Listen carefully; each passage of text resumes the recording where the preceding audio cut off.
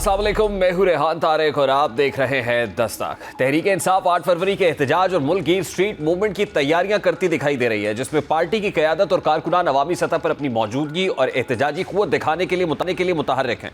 और वज़ीर आला KP के सुहेल आफरीदी कल स्ट्रीट मूवमेंट के लिए कराची रवाना होने वाले हैं, जो इस बात की निशानदेही करता है कि तहरीक इंसाफ अपने एहतजाजी प्रोग्राम को मुनज़्ज़म और मरबूत अंदाज में मुल्क के बड़े शहरों तक फैलाने की कोशिश कर रही है। ताहम स्ट्रीट मूवमेंट की कामयाबी का दारोमदार कई अवामिल पर मुनहसर है। सवाल यह है कि क्या तहरीक इंसाफ एक मुनज़्ज़म स्ट्रीट नेटवर्क के जरिए मुल्क के मुख्तलिफ इलाकों में 8 फरवरी के एहतजाज को फ़ाल बना सकती है?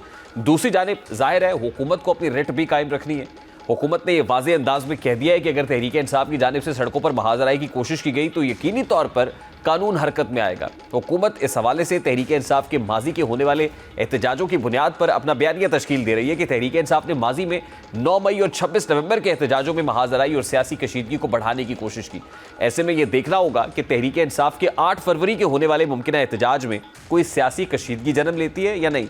अगर तहरीक इंसाफ मुनज़्ज़म अंदाज में अपने एहतजाज को आगे बढ़ाती है तो मुमकिन है हुकूमत पर कहीं ना कहीं इस एहतजाज का दबाव बढ़े, लेकिन फिलहाल देखा जाए तो तहरीक इंसाफ की अवामी राब्ता मुहिम में मुमकिन रुकावटें और सियासी चैलेंजेस नुमाया हैं। पंजाब और दीगर इलाकों में पुलिस के साथ तसादुम के खतरात मौजूद हैं, जैसा कि आज महमूद खान चकजई के इस्लामाबाद से लाहौर दौरे के दौरान उनके काफिले और पुलिस के दरमियान टकराव की कैफियत पाई गई। तहरीक इंसाफ ये दावा कर रही है कि जब उनका काफिला गुजरात के मकाम पर एक मस्जिद में नमाज पढ़ने के लिए रवाना हुआ तो इस दौरान पुलिस ने काफिले की जेर इस्तेमाल गाड़ियों के शीशे तोड़ दिए। कि तहरीक इंसाफ की जानिब से इस पर रद्दअमल भी सामने आ रहा है और पाकिस्तान तहरीक इंसाफ का अपनी जारी करदा स्टेटमेंट में ये कहना है कि पुरअमन शहरियों और पार्टी कारकुनान जो निहत्ते और किसी किस्म के खतरे के बायस नहीं है, उनको सियासी अहकामात पर अमल करने वाली पुलिस नहायत सफाकाना रवैये का निशाना बना रही है।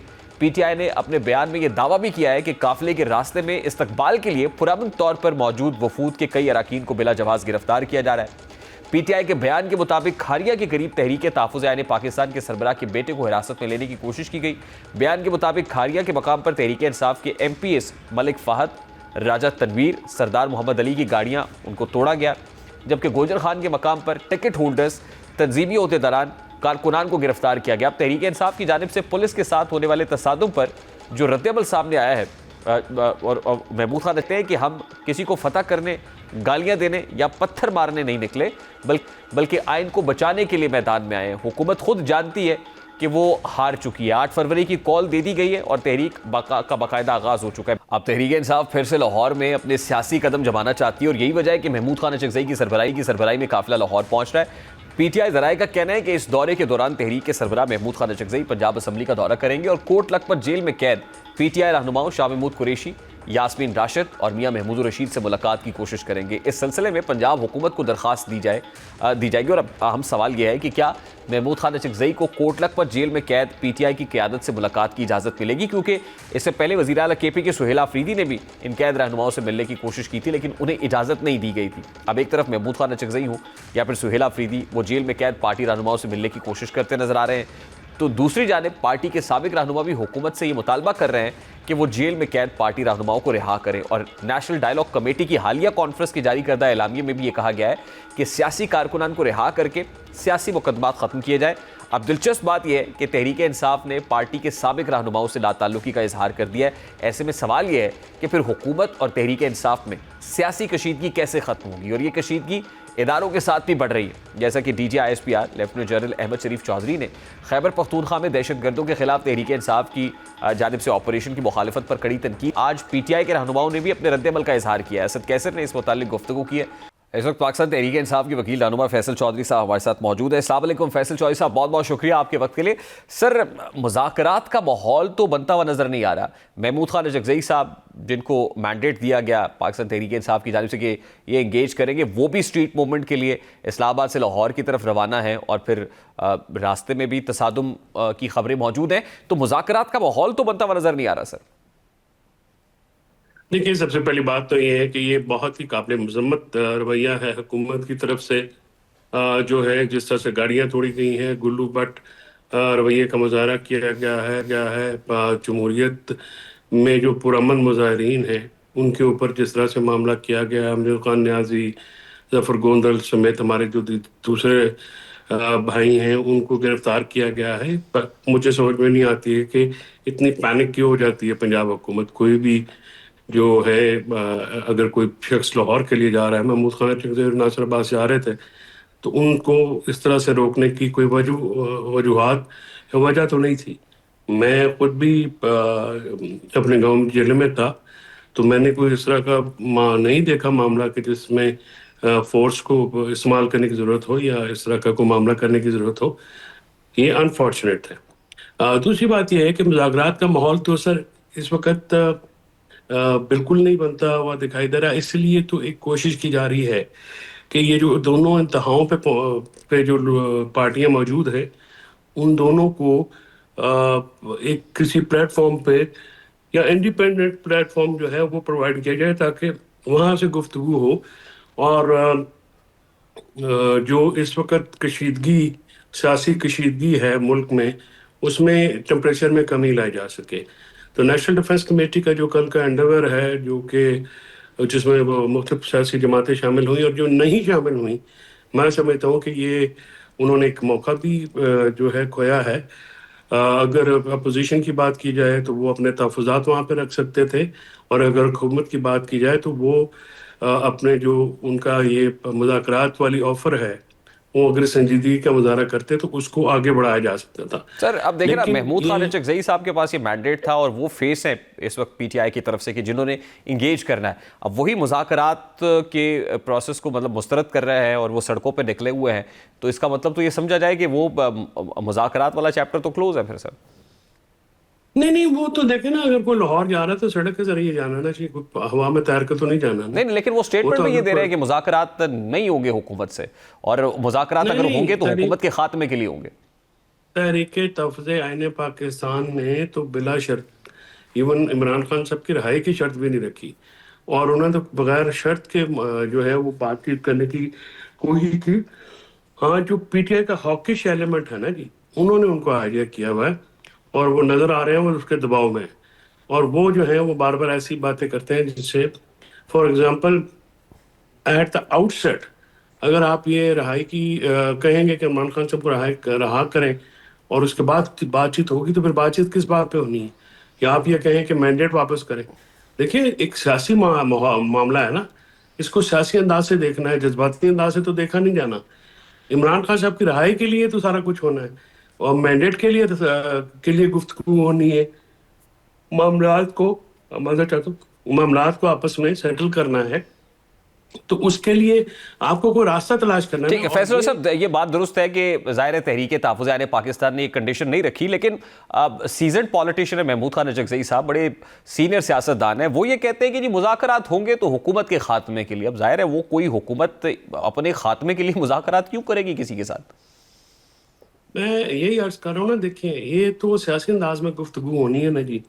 और अगर कोई भी आपको कोई कोई स्पेस देता है तो उन्हें स्पेस ली जाती है, और स्पेस जो है बगैर लड़े सियासत तो काम ही इस चीज़ का है ना कि ना पुरतशद्दुद कार्रवाई हो, बल्कि आप अपनी जहानत के साथ, सब्र के साथ, हौसले के साथ एक जो है वो आप ऐसी स्ट्रेटजी बनाते हैं जिससे जो मामलात जो हैं वो आपके हक में आ जाते हैं।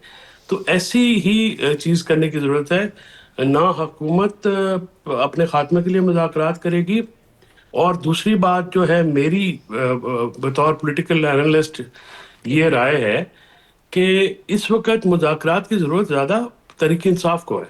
क्योंकि देखें ना, मुसीबतें और मुश्किलें तो हमारी पार्टी के ऊपर है, हमारे लीडरान के ऊपर है, हमारे कारकुनान के ऊपर है।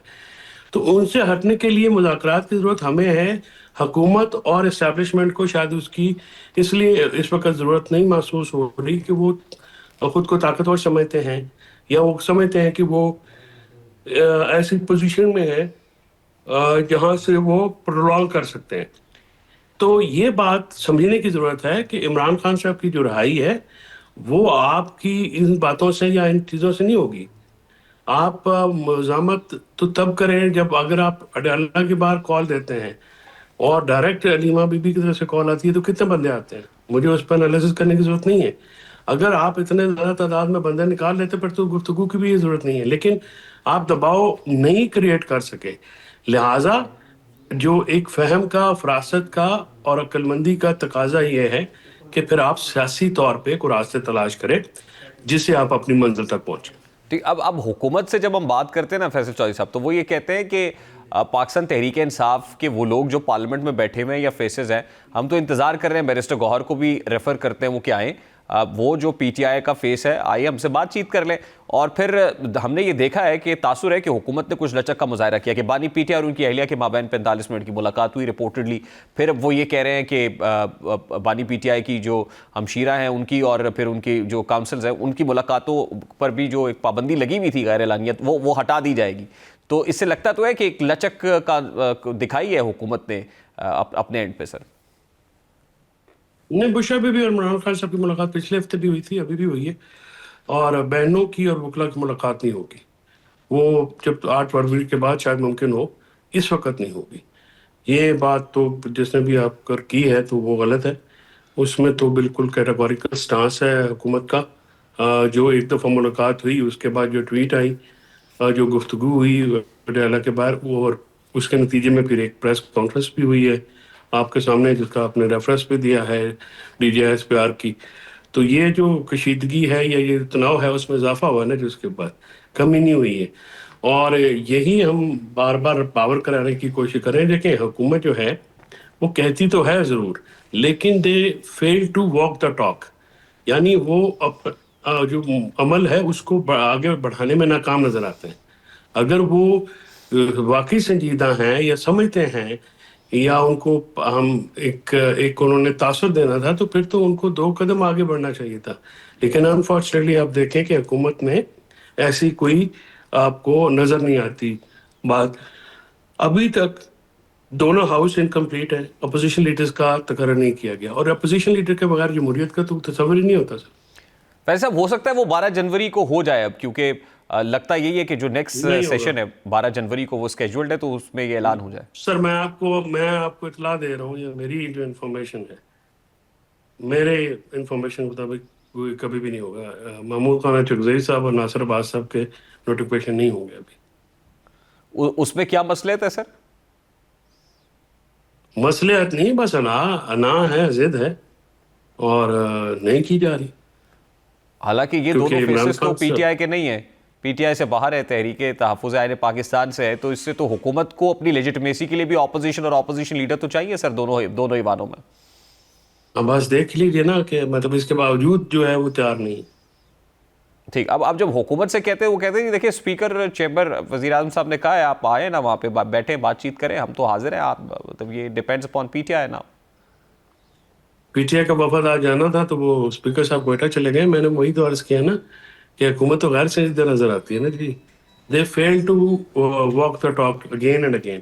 कहते जरूर है, करते नहीं। ठीक, अच्छा लास्टली सर, अब नेशनल डायलॉग कमेटी का एलामिया भी सामने आ गया। नेशनल डायलॉग कमेटी का जो फ्रंट है वहाँ से कोई पेशरफ्त हो सकी? लास्ट टाइम जब आपसे डिस्कशन हुई तो आपने कहा कि हुकूमत के साथ भी इंगेज कर रहे हैं, को बातचीत हो रही है, तो वहाँ से कोई ब्रेक थ्रू हो सका? देखिए, अब यही है, कल भी वहाँ पे मुख्तलिफ सियासी पार्टियां भी आई हैं। जमात इस्लामी थी, MQM थी, अवाम पाकिस्तान थी, शायद खकान अब्बासी साहब। उसके अलावा जो मुख्तलिफ आपके इंटेलेक्चुअल्स थे, मीडिया पर्सनैलिटीज थी, डिफेंस एनालिस्ट थे, और एक बिजनेसमैन थे। ये सबों का एक जो विल ऑफ द पीपल है वो तो नजर आई है ना जी। वो सारे जो हैं वो अब मैं आपको बताऊं कि मुज़ाकरात के लिए हम जाते हैं बाजार में, तो लोग पहले तैयार नहीं होते थे, लेकिन अब वो हमसे गुफ्तगू में बार बार करते हैं कि आप कब बैठेंगे आप लोग। क्योंकि जो नज़र ये आता है कि लोग मौजूदा सूरत हाल से तंग पड़ चुके हैं। खासकर जो मुआशी बहरान है उसका बहुत बुरा असर पड़ा है ऑल अक्रॉस पाकिस्तान। तो इस चीज़ को जो है वो मद्देनजर रखते हुए लोग बातचीत करना चाहते हैं। और देखिए, सियासत में तो बातचीत ही एक हल होती है, उसके अलावा तो सर कोई आगे वे फॉरवर्ड तो होता कोई नहीं है। वे फॉरवर्ड जो है वो बातचीत से निकलता है, और जितनी जल्दी टेबल पे बैठ के एक दूसरे के साथ गुफ्तगू करेंगे उतना मुल्क के लिए अच्छा है। मुल्क शदीद बहरान में है, वो चाहे मुआशी बहरान हो, चाहे इकॉनमी का बहरान हो, चाहे सियासी बहरान हो, अदालती बहरान हो, आइनी बहरान हो। और सबसे बड़ा जो इस वक्त अलार्मिंग सिचुएशन है वो दहशत गर्दी की है KP और बलूचिस्तान में, वेस्टर्न बॉर्डर के ऊपर। और जो आप समझें कि साउथ वेस्टर्न बॉर्डर के ऊपर और फिर ईस्टर्न बॉर्डर के ऊपर हम जो है इस वक्त काफ़ी ज़्यादा वनरेबल है। इंटरनेशनल हालात बड़ी तेज़ी से चेंज हो रहे हैं। तो ऐसी सूरत में जो अदम इस्तेहकाम है मुल्क के अंदर, इस अदम इस्तेहकाम की वजह से जो इंटरनेशनल आपकी कामयाबियाँ वो कंसोलिडेट नहीं हो पा रही, और उनको ज़रूरी है कंसोलिडेट करने के लिए कि मुल्क में इस्तेहकाम, और इस्तेहकाम तब तक नहीं होगा जब तक अफ्रीकन बेयर मिनिमम एजेंडे के ऊपर इख्तलाफ तो रहेंगे, ज़ाहिर है अपोजिशन तो अपोजिशन करती रहेगी, और हुकूमत भी ज़ाहिर है ये नहीं है कि 100% आप एग्री करेंगे। बेयर मिनिमम कंसेंसस करना पड़ेगा, रूल ऑफ द गेम्स तय करने पड़ेंगे। तो उसके ऊपर जो है बातचीत जितनी जल्दी हो सके, नेशनल डिफेंस कमेटी की यही कोशिश है कि उसके लिए कोशिश की जाए, और जो लोग नाराज़ भी होते हैं या जो इस वक्त थोड़े घबराए भी हुए हैं उनसे भी बात करेंगे कि अपोजिशन और हुकूमत दोनों में से कि आप आएँ और बातचीत करें। बिल्कुल सही। बहुत शुक्रिया फैसल चौधरी साहब आपके वक्त के लिए। मिनिमम एजेंडा सेट करने की जरूरत है और मिनिमम कॉमन एजेंडा के ऊपर कंसेंसस बहुत जरूरी है। तेजी से बदलती हुई बैनुल अक़वामी सूरत हाल पर बात करेंगे इस ब्रेक के बाद। हमारे साथ रहिए।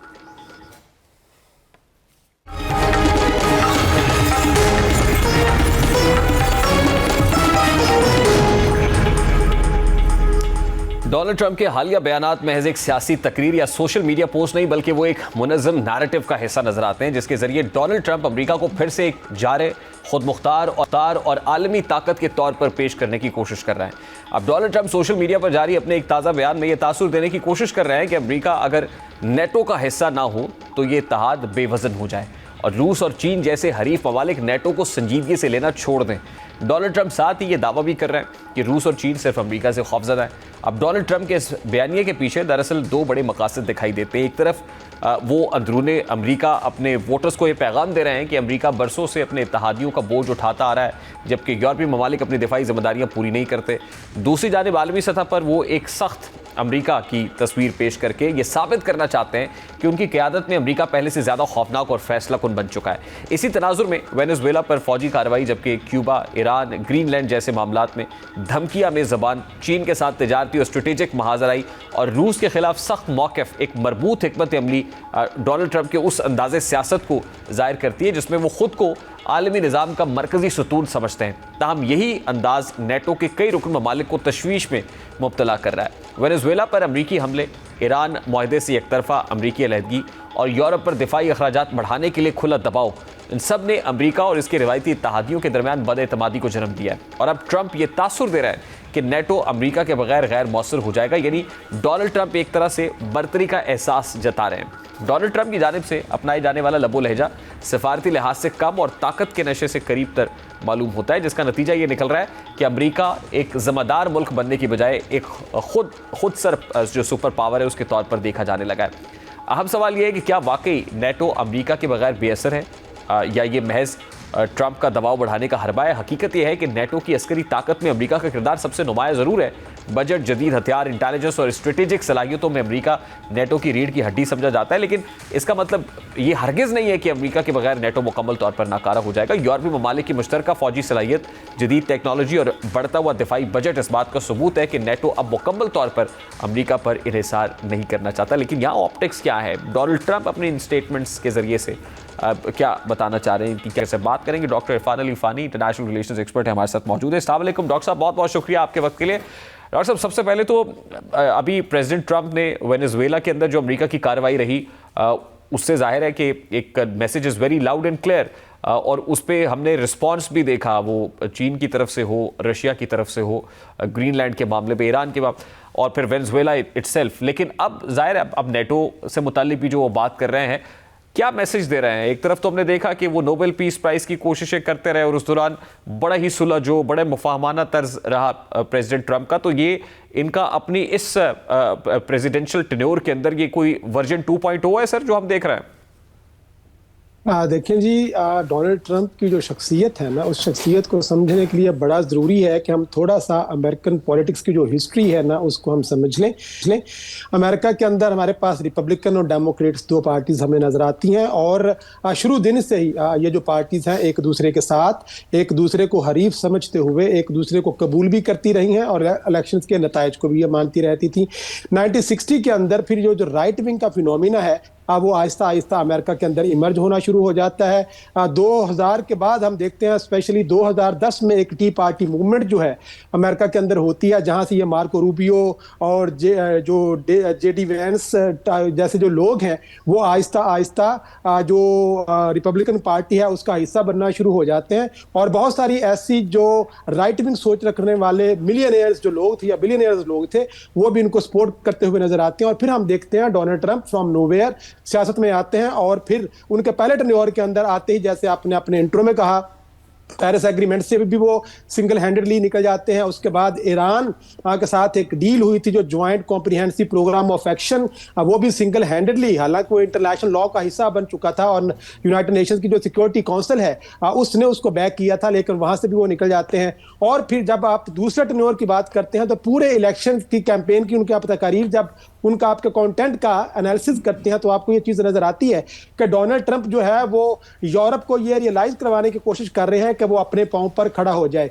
ये वो यूरोप है रेहान जो कि सेकंड वर्ल्ड वॉर के बाद जो है कि पूरी जंग के अंदर ये तबाह बर्बाद हो चुका था, इकोनॉमिक डिप्रेशन का शिकार था। तो ये अमेरिका वो कंट्री था जो कि उन्होंने एक मार्शल प्लान दिया और 12 बिलियन डॉलर जो है, और आज के कोई 175 बिलियन डॉलर वो बनते हैं, उन्होंने एड दी अपने पांव पर खड़ा होने के लिए। और तब से लेकर आज तक ये यूरोप जो है वो अपने मुआशी, अपने सियासी और दीगर मामलात के हवाले से अमेरिका के ऊपर डिपेंडेंट रहा है और अमेरिका को ही सपोर्ट करता रहा है। और इस दौरान में आप नेटो की भी कार्रवाइयां देखते हैं तो नेटो के अंदर भी कोई 60-70% जो बजट है वो सिर्फ और सिर्फ अमेरिका की तरफ से नेटो को चलाने के लिए दिया जाता है। और डोनाल्ड ट्रंप ने अपने पहले टेन्योर के अंदर भी बारहा यूरोपियन नेशंस को कहा था कि वो अपने टोटल बजट का कोई 2% से लेकर 5% तक जो बजट है उसको इंक्रीज करें, ताकि अमेरिका के ऊपर ये जो बर्डन है ये आहिस्ता आहिस्ता कम हो जाए। क्योंकि इसकी जो पॉलिसी है डोनाल्ड ट्रंप की वो अमेरिकन सेंटर्ड पॉलिसी है। वो कह रहा था कि मैं दुनिया से जहां जहां हमारे पैसे खर्च हो रहे हैं उनको मैं मिनिमाइज करूंगा, और अमेरिकन सेंटर्ड पॉलिसीज के तहत आप एंटी रेफ्यूजीज की जो तहरीकें हैं वो भी देखते हैं। और इस वक्त यूरोप और जो अमेरिका है ये दो मुख्तलिफ राहों पर चलते हुए नजर आ रहे हैं। यूरोप अगरचे आपको कॉन्फिडेंट नजर आता है, लेकिन गुज़िश्ता 60-70 सालों के अंदर सेकंड वर्ल्ड वॉर के बाद से लेकर आज तक अमेरिका की हालत एक ऐसे शेर की हो चुकी है जो कि 70 साल पिंजरे में बंद रहा है, जो कि और पिंजरे में बंद उसको हर चीज मिल रही थी। अब उसको आज़ाद करना चाहता है पिंजरे से अमेरिका, और जब वो आज़ाद होगा तो वो किस तरह से लड़ेगा, क्योंकि वो अब लड़ाई करने की जो सलाहियतें हैं, जो अथॉरिटीज़ होती हैं, जो कैपेसिटीज़ होती हैं, जो वेपनरी सिस्टम को चलाना होता है, वो सारी की सारी जो चीज़ें हैं उनको बहुत हद तक वो भूल चुका है, क्योंकि वो सारा वजन अमेरिका ने अपने कंधों पर उठाया हुआ था। ठीक, यानी डॉक्टर साहब आप ये कह रहे हैं कि वो अपनी पर्सनल लेजिटिमेसी के लिए, अपनी गवर्नमेंट की लेजिटिमेसी के लिए अमेरिकन को समझाने की कोशिश कर रहे हैं, और ये उसी कैंपेन का हिस्सा है जो हमने उनकी इलेक्शन कैंपेन देखी कि we have to make America great again, और ये फिर इकोनॉमी सेंट्रिक कैंपेन नजर आ रही है। हाँ बिल्कुल। और दूसरा ये है कि जहां जहां आप अमेरिकन फोर्सेस है ना, ग्लोबल वॉर ऑन टेरर के बाद आप देखते हैं पूरी दुनिया के अंदर कितने सारे कोवर्ट, ओवर्ट और डायरेक्ट ऑपरेशन जो है वो अमेरिका की तरफ से हो रहे थे, और अमेरिका का इसके ऊपर billions and billions of dollars जो है वो खर्च होते हैं। अगरचे जितनी भी वेपनरी इंडस्ट्री है वो अमेरिका चलाएगा तो अमेरिका की इकोनॉमी भी चलती है। इसी कॉन्टेक्स्ट में आप देखते हो कि इस वक्त यूरोप जो है जैसे ही डोनाल्ड ट्रंप इलेक्ट हुआ था 2024 के अंदर, तो यूरोपियन लीडर्स की जो नींदें हैं वो उड़ी हुई थी। फिर उन्होंने मीटिंग्स करने के बाद बार बार जो अपना बजट था, टोटल बजट का 2% से लेके 5% तक, यूरोपीय यूनियन की कोई 20 से ज्यादा रियासतें अब ऐसी हैं जिन्होंने अपने बजट को 5% तक डिफेंस के ऊपर लगाने का जो है वो कह दिया है। लेकिन अमेरिका से वो ये एश्योरेंस चाहते हैं कि वो नेटो को नहीं छोड़ेगा। देखिए इस वक्त जो रूल बेस्ड ऑर्डर था जो कि सेकंड वर्ल्ड वॉर के बाद तश्कील पाया, वो अमेरिका और यूरोपीय जो रियासतें थी उन्होंने उसको लेके चल रहे थे। लेकिन इस वक्त डोनाल्ड ट्रंप का जो स्पेशली जो सेकंड टेन्योर है, और उससे पहले 2023 में जब इजराइल की तरफ से हमास और इजराइल की जंग का आगाज हुआ था, तब से लेके आज तक ये जो रूल बेस्ड ऑर्डर है वो इस वक्त दुनिया में कोलैप्स कर चुका है। Now this world is being run through the big beast. अब ये एक जंगल है, 3 स्फीयर ऑफ इन्फ्लुएंस है इस वक्त दुनिया के। इस वक्त वेनेजुएला के ऊपर अमेरिका का अटैक ये शो करता है कि अमेरिका किसी भी पावर को, चाहे वो रूस हो चाहे वो चीन हो, उसको वेस्टर्न हेमिस्फीयर के अंदर कबूल नहीं करना चाहता। ये वो हेमिस्फीयर है जिसके ऊपर 200 साल तक अमेरिका ने बहुत मेहनत की है। मोनो डॉक्ट्राइन आया, थियोडोर जो रूजवेल्ट था उसने उसको अमेंड किया कि इस जो रीजन है लैटिन अमेरिका का और नॉर्थ अमेरिका का, इसकी जितने भी ममालिक हैं उनकी इकोनॉमी को लेके, उनके रजीम्स को लेके, कोई भी रजीम जो अमेरिका के खिलाफ होगा अमेरिका उसके अंदर मिलिटरीली इंटरवेन कर सकता है। दूसरा स्फीयर ऑफ इन्फ्लुएंस जो है वो यूरोप है, जो कि इस वक्त रशिया के अंडर आपको नजर आएगा। और डोनाल्ड ट्रंप की अभी जो स्टेटमेंट आप अपने इंट्रोडक्शन में दे रहे थे, सेकंड स्फीयर ऑफ इन्फ्लुएंस जो है वो रूस के पास रहेगा और किसी और जो ग्रेट पावर्स है स्फीयर ऑफ इन्फ्लुएंस वाली वो उसके अंदर इंटरवेन नहीं करेगी या इंटरफेयर नहीं करेंगी। जो तीसरा स्फीयर ऑफ इन्फ्लुएंस है वो साउथ चाइना सी आपको और पैसिफिक का जो रीजन है, ईस्ट चाइना सी का जो रीजन है, ताइवान, ये वाला इलाका जो है ये चाइना का स्फीयर ऑफ इन्फ्लुएंस है। And one great power would not interfere in the sphere of influence of other great power. तो इस वक्त दुनिया के अंदर स्फीयर ऑफ इन्फ्लुएंस जो थ्योरी है वो प्रैक्टिकली इंप्लीमेंट होती हुई आपको नजर आ रही है। तीन बड़े जाइंट्स, तीन big beast would run this world on the basis of their interest. और जो इस वक्त एग्जाम्पल वेनेजुएला के अंदर डोनाल्ड ट्रंप सेट कर चुका है, इसी एग्जाम्पल को फॉलो करते हुए चीन अब ताइवान की तरफ भी जा सकता है, क्योंकि आपने इसको लेजिटिमाइज कर दिया है कि कोई भी रियासत, और इस वक्त जो रूस यूक्रेन में कर रहा है, रूस के लिए तो ये एक बहुत बड़ा, it was the big movement जब रूस ने वेनेजुएला के ऊपर, अमेरिका ने वेनेजुएला के ऊपर अटैक किया। रूस का यूक्रेन के ऊपर अटैक जो 2022 से ये जंग हो रही है वो भी अब लेजिटिमाइज हो जाता है, क्योंकि इस वक्त दुनिया में इंटरनेशनल लॉ नहीं चल रहा। दुनिया इस वक्त अनार्किक सिचुएशन के अंदर है, और इस सिचुएशन के अंदर आप देखते हो कि बिग पावर्स अपने अपने मफादात को देखते हुए रियासतों के अंदर इंटरफेयर और इंटरवेंशन करती हुई नजर आएंगी। बहुत बहुत शुक्रिया डॉक्टर साहब आपके वक्त के लिए। Doctor Fani international relations expert हमारे साथ मौजूद थे। ब्रेक लेते हैं, ब्रेक के बाद वापस आता हूं।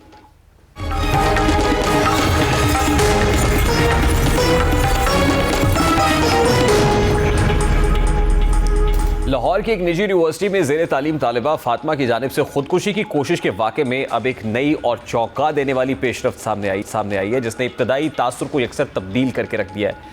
इब्तदा में ये समझा जा रहा था कि तालिबा तालीमी दबाव और कम नंबर्स आने के बाद ज़हनी दबाव का शिकार होकर इंतहाई कदम उठाने पर मजबूर हुई। हमारे माशरे में वैसे भी इम्तहानात, नताइज और कामयाबी को ज़िंदगी और मौत का मसला बना दिया जाता है, इसलिए ये तासुर किसी हद तक काबिल फ़हम महसूस हो रहा था। ताहम पुलिस तफ्तीश और मीडिया रिपोर्ट्स के बाद जो हक़ाइक़ सामने आए हैं वो एक बिल्कुल मुख्तलिफ और ज़्यादा पेचीदा कहानी बयान करते हैं।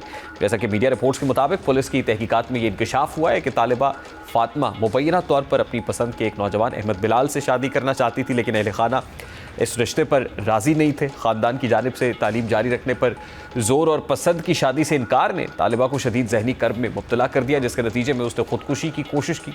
पुलिस के मुताबिक वाक़े से कबल तालिबा की आखिरी फ़ोन कॉल भी उसी नौजवान से हुई, जिसके बाद तालिबा फातिमा ने उसका नंबर डिलीट कर दिया। अब ये तमाम पहलू इस वाक़े को महज तालीमी दबाव का मामला नहीं रहने देते, बल्कि इसे समाजी, नफ्सियाती और ख़ानदानी तनाजुर में देखने की ज़रूरत को उजागर करते हैं। अगर वाकई ये खुदकुशी की कोशिश पसंद की शादी ना होने के बायस की गई तो ये पहलू नहायत तशवीशनाक है। कम उम्री में शदीद जज्बाती वाबस्तगी, मोहब्बत को ज़िंदगी का वाहिद मकसद समझ लेना और फिर किसी रुकावट की सूरत में ज़िंदगी से मायूस हो जाना इस बात की अलामत है कि माशरा अपने नौजवानों को जज्बाती मजबूती, सब्र और हकीकत पसंदी की तरबियत देने में नाकाम हो रहा है। ये उम्र सीखने, खुद को पहचानने और मुस्तकबिल की बुनियाद मजबूत करने की होती है। तालीम, महारत और किरदार साजी वो अनासर हैं जो एक फ़र्द को आने वाली ज़िंदगी के चैलेंजेस का सामना करने के काबिल बनाते हैं, लेकिन यह भी हकीकत है कि हमारे माशरे में वालिदैन और औलाद के दरमियान मुकालमे का फुकदान पाया जाता है। नौजवान अपने जज्बात और फैसलों को वालिदैन के साथ शेयर करने से घबराते हैं, जबकि वालिदैन अक्सर औलाद की जहनी कैफियत को संजीदगी से लेने की बजाय दबाव, हुक्म और मवाज़नों का सहारा लेते हैं। नतीजा ये निकलता है कि मसाइल हल होने की बजाय अंदर ही अंदर बढ़ते रहते हैं और कभी कभार ऐसे ख़तरनाक मोड़ पर पहुंच जाते हैं जहाँ सोच और समझ मफलूज हो जाती है और इंसान इंतहाई इकदाम उठा लेता है, जैसा कि फातिमा के केस में देखने में आया। बहरहाल फातिमा की हालत में बेहतरी और उसको वेंटिलेटर से हटाया जाना यकीनन एक मस्बत खबर है, लेकिन असल कामयाबी तब होगी जब हम इस वाक़े से सबक सीखें। ज़रूरत इस बात की है कि नौजवानों को ये शऊर दिया जाए कि नाकामी, इनकार या वक्ती मायूसी ज़िंदगी का इख्तिताम नहीं बल्कि सीखने का एक मरहला है। मोहब्बत, रिश्ते और ख्वाब अहम ज़रूर है, लेकिन ज़िंदगी इन सबसे कहीं बड़ी और कीमती है। अभी एक ब्रेक लेते हैं, ब्रेक के बाद वापस आते हैं, एक और इंपॉर्टेंट स्टोरी शेयर करेंगे। इस ब्रेक के बाद हमारे साथ रहिए।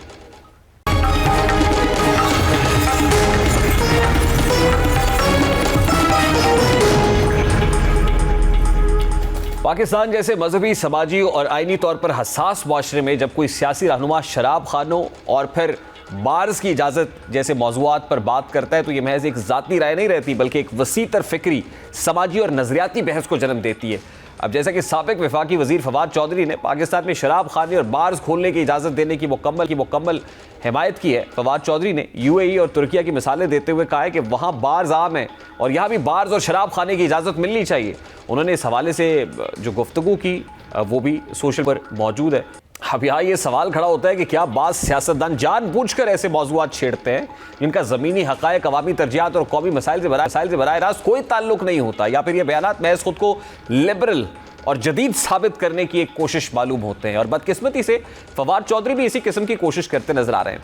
फवाद चौधरी का शराब खाने और बार्स की इजाज़त देने के हवाले से ये बयान इनफरादी आज़ादी के खुशनुमा नारे में लिपटा हुआ नजर आता है, जबकि ज़मीनी हक़ाइक़ देखें तो उनका ये बयान कई संगीन तज़ादात और फ़िक्री कमज़ोरियों को बेनकाब करता है। फवाद चौधरी के इस मौक़िफ़ का पहला और सबसे बड़ा मसला ये है कि वो पाकिस्तान को UAE और तुर्किया जैसे ममालिक के साथ एक ही सांचे में फ़िट करने की कोशिश कर रहे हैं। हालांकि पाकिस्तान का आइनी, मजहबी और समाजी ढांचा उन ममालिक से बिल्कुल मुख्तलिफ है। पाकिस्तान के आइन में वाज़ेह तौर पर कहा गया है कि कोई कानून कुरान और सुन्नत के मुनाफी नहीं बनाया जा सकता। ऐसे में शराब खानों की इजाज़त देना महज एक इंतज़ामी फ़ैसला नहीं बल्कि एक नज़रियाती और आइनी तसादुम को दावत देने के मुतरादिफ है। फवाद चौधरी इस बुनियादी फ़र्क को या तो नज़रअंदाज कर रहे हैं या दानिस्ता तौर पर आवाम को गुमराह करने की कोशिश कर रहे हैं। दूसरा अहम नुक्ता यह है कि फवाद चौधरी जिन मसाइल को पाकिस्तान का असल मसला बनाकर पेश कर रहे हैं वो दर हकीकत अवामी तरजीहात में कहीं भी सरे फहरिस्त नहीं है। पाकिस्तान इस वक्त महंगाई, बेरोज़गारी, तालीम, सेहत, अमन व अमान और माशी अदम इस्तेहकाम जैसे संगीन बहरानों से गुजर रहा है। ऐसे में शराब खानों की इजाज़त पर बहस छेड़ना इस तासुर को मजबूत करता है कि फवाद चौधरी ज़मीनी हक़ाइक़ से कट चुके हैं और महज सोशल मीडिया और मखसूस लिबरल हलकों की दाद समेटना चाहते हैं। यह भी एक तल्ख़ हकीकत है कि फवाद चौधरी का ये बयान ना तो किसी अवामी मुतालबे की तर्जुमानी करता है और ना ही किसी फौरी कौमी ज़रूरत को पूरा करता है, बल्कि इसके बरक्स ये बयान माशरे में गैर ज़रूरी तकसीम, मजहबी हसासियत और समाजी तनाव को बढ़ाने का सबब बन सकता है। शराब नौशी को ज़ाती इंतखाब कहकर पेश करना एक आसान बयानिया ज़रूर है, लेकिन इसके समाजी असरात, ख़ानदानी निज़ाम पर पड़ने वाले असरात और नौजवान नस्ल पर इसके मुमकिन मनफी नताइज को मुकम्मल तौर पर नज़रअंदाज कर देना फ़िक्री दयानतदारी के ख़िलाफ़ है। ऐसे में फवाद चौधरी का ये बयान एक संजीदा इस्लाही सोच से ज़्यादा एक नुमाइशी लिबरलिज़म की मिसाल लगता है। वो ऐसे मौज़ूआत को छेड़कर ख़ुद को तरक्की पसंद साबित करना चाहते हैं, लेकिन हकीकत यह है कि एक ज़िम्मेदार सियासतदान का काम ऐसे बयानात देकर गैर ज़रूरी तनाज़ात को जन्म देना नहीं होता कि आवाम के हकीकी मसाइल का हल पेश करना होता है। अब इस वक्त ज़मीनी हक़ाइक़ ये है कि पाकिस्तान को इस वक्त बार्स नहीं, बेहतर गवर्नेंस, मजबूत मईशत और समाजी इस्तेहकाम की ज़रूरत है। और फवाद चौधरी का ये बयान इन ज़रूरतों को से कोसों दूर दिखाई देता है। फवाद चौधरी ने यह बयान बुनियादी तौर पर एक सियासी और फ़िक्री हिकमत अमली के तहत दिया है, जिसका मकसद मखसूस हलकों में अपने आप को लिबरल और जदीद सोच के मुताबिक चलने वाला साबित करना मकसूद है। इस बयान के ज़रिए वो एक ऐसे बयानियों को फ़रोग़ दे रहे हैं जो बज़ाहिर ज़ाती आज़ादी के नारे पर मबनी है, लेकिन इसका पाकिस्तान के ज़मीनी हक़ाइक़, आइनी हुदूद और अवामी तरजीहात से कोई ताल्लुक़ नहीं है। फवाद चौधरी को शायद अंदाज़ा नहीं है कि अगर शराब खाने और बार्स खुल गए तो इसके माशरती, ख़ानदानी और नौजवान नस्ल पर मनफी असरात रूनुमा हो सकते हैं। ऐसे फैसले सिर्फ ज़ाती आज़ादी के नारे तक महदूद नहीं रहते बल्कि समाजी तानेबानी और मजहबी हसासियत पर भी गहरे असरात मरतब करते हैं। लेकिन ऐसा लग रहा है कि फवाद चौधरी लिबरल तबके को खुश करने के लिए सब हक़ाइक़ से नज़रें चुराना चाहते हैं।